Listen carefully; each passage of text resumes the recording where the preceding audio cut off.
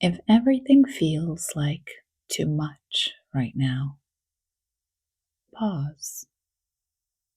You don't have to carry it all at once. Let your shoulders drop. Let your body soften. You are allowed to take a moment. There may be a lot on your mind, a lot pulling at your attention. But right now, you can step out of that noise just for a moment, just for this breath. Breathe in slowly and exhale. Let the exhale be longer than the inhale.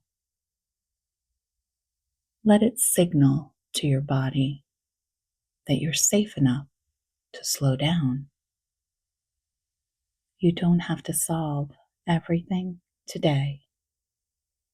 You don't have to figure everything out right now.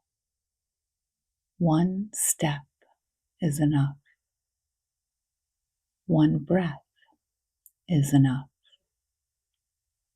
If your mind starts racing again, that's okay. Gently bring it back, not with force, but with kindness. Say to yourself, I can take this one moment at a time.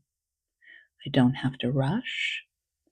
I don't have to hold everything all at once. Feel your breath again. Steady, present. Let it ground you.